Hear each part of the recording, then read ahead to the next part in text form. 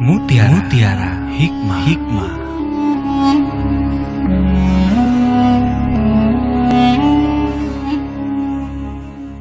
Menceritakan kisah sahabat Ar-Jurmi radhiyallahu anhu, di mana beliau matanya buta, tangannya putus dua-duanya, kakinya putus, tinggal di kemah sendirian.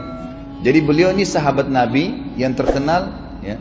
Beliau tinggal di kemah di wilayah Mesir, jauh sekali di padang pasir gitu. Ada seorang tabi'in menceritakan tentang kisah sahabat ini. Dia bilang, saya lagi naik kuda di salah satu padang pasir Mesir, tiba-tiba saya lewati sebuah kemah. Lalu saya tertarik untuk turun melihat kemah tersebut, karena di kemah itu ada suara seorang laki-laki seperti meminta tolong gitu. Saya pun masuk, lalu saya kaget melihat pemandangan seseorang yang matanya buta, dua-dua tangannya putus, kakinya putus. Waktu saya dekat orang tersebut dan saya lihat keadaannya luar biasa, ternyata dia bukan sedang meminta tolong, tapi dia sedang berdoa. Dia mengatakan, ya, sambil mengangkat dagunya ke langit. Ini orang matanya buta, tangannya putus, kakinya putus, sahabat ini Al-Jurmi radhiyallahu anhu. Lalu dia mengatakan, Rabbi auzi'ni an ashkura ni'mataka allati an'amta alayya wa ala walidayya wa an a'mala salihan tardah wa adkhilni bi rahmatika fi ibadikas salihin. Ayat nih, dia bilang, ya Allah, mudahkanlah aku agar mensyukuri nikmat-nikmatmu padaku dan kepada kedua orang tuaku, dan masukkan aku ke dalam rahmatmu, gitu kan, bersama dengan orang-orang soleh di antara hamba-hambamu. Si tabi'in ini bilang, wahai bapak, kalau kita di Indonesia ya, wahai orang tua, apa yang kira-kira engkau mau syukuri sama Allah? Apa yang kau syukurin nih? Gitu. Matanya buta, tangannya putus dua-dua, kakinya putus dua-dua, di kemah sendirian. Nggak ada orang di kemah, sendirian pada saat itu.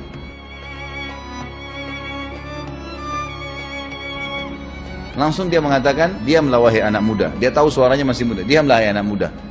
Bukankah Allah masih menggerakkan lisan saya sehingga bisa bersyukur, bisa menyebut namanya? Itu sebuah nikmat. Kalau seandainya seluruh dunia ini didatangkan untuk saya, tetap saja saya menganggap menggerakkan lisan saya adalah nikmat yang paling besar, gitu kan? Lalu kemudian orang ini tabi'in bilang, orang tua itu lalu berkata kepada saya punya anak laki-laki sudah 3 hari nggak balik, sudah 3 hari tidak balik, gitu kan? Coba kamu lihat di sekitar kemah, biasanya dia yang suapin saya, dia yang urus saya, gitu. Maka kata orang ini, tabi'in ini, baiklah, dia keliling. Ternyata tidak jauh dari kemah itu ada satu anak muda jatuh lagi dikerumuni sama singa, diambil-ambilin dagingnya sama singa.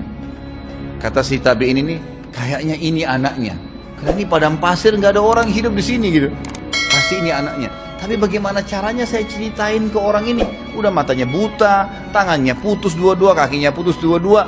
Kemudian yang urus dia ternyata cuma anaknya ini yang kasih makan. Berarti sekarang sudah 3 hari nggak makan nih. Karena dia bilang sudah 3 hari anak itu hilang. Dia biasa memberikan makan dan minum kepada saya.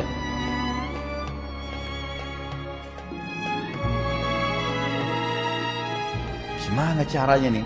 Tapi saya harus ceritain. Dia bilang, saya kembali ke kemah. Lalu saya bilang, wahai bapak, wahai orang tua, apakah kau mengenal Ayyub alaihissalam? Kata orang tua itu, tentu saja. Ayyub lagi dicoba sama Allah, gitu kan? Apakah menurut kamu cobaannya Ayyub lebih berat atau cobaanmu lebih berat? Maksudnya dengan kau buta, putus tangan gini. Kata orang itu, sahabat Nabi, dia belum tahu nih kalau ini sahabat Nabi. Dia bilang, tentu saja Ayyub alaihissalam.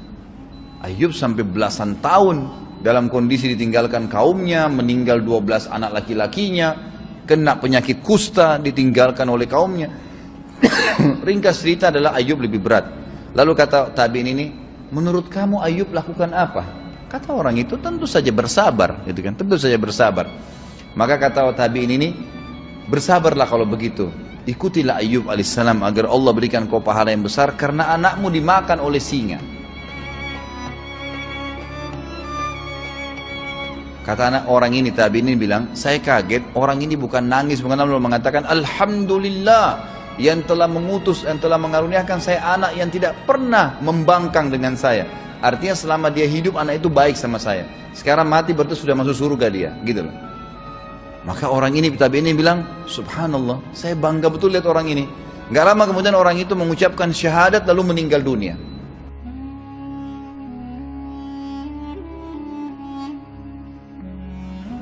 Lalu saya bilang pada diri saya sendiri, gimana caranya saya urus nih satu orang nih. Di padang pasir sendirian, saya tidak tahu siapa dia, gitu kan?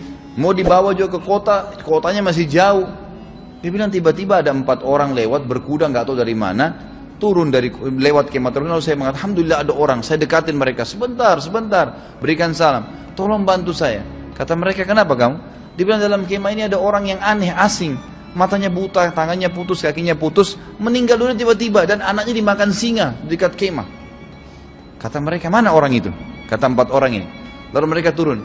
Waktu itu kebetulan sudah ditutup dengan selimutnya, ada selimut itu kain ditutup. Buka mukanya, begitu dibuka, keempat-empatnya ciumin orang ini. Sambil menangis, mengatakan Allahu Akbar, Allahu Akbar. Kata si tabi'in ini, ada apa kalian? Apa kalian kenal orang ini siapa? Dia bilang, kau tidak tahu orang ini?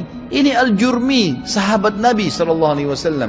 Orang ini matanya buta seperti ini, justru Allah mau selamatkan dia karena tidak pernah lihat yang haram selama dia hidup. Tangannya putus justru karena Allah mau dia tidak memegang sesuatu yang haram. Kakinya putus justru karena Allah mau dia tidak melangkah ke tempat yang haram. Maka pasti dia masuk surga gara-gara itu. Sudah sahabat Nabi, matanya, tangannya, kakinya nggak pernah maksiat. Artinya apa? Kita ambil pelajaran dari kisah ini.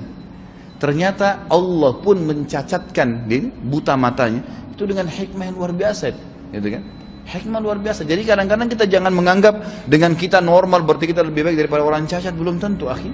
Belum tentu, ukhti. Bisa saja dia malah Allah angkat derajatnya dengan itu, gitu kan? Jadi kadang-kadang kita keluar dari pemikiran kita ya, yang semestinya mengikuti kontrol agama ini, keluar dengan pemikiran manusia sehingga kita akhirnya tidak memahami masalah itu. Jadi berhusnudzon dengan Allah itu sangat penting. Allah lebih sayang kepada kita, teman-teman sekalian, dibandingkan sayangnya ibu kita kepada kita. Baru saja Anda simak Mutiara Hikmah.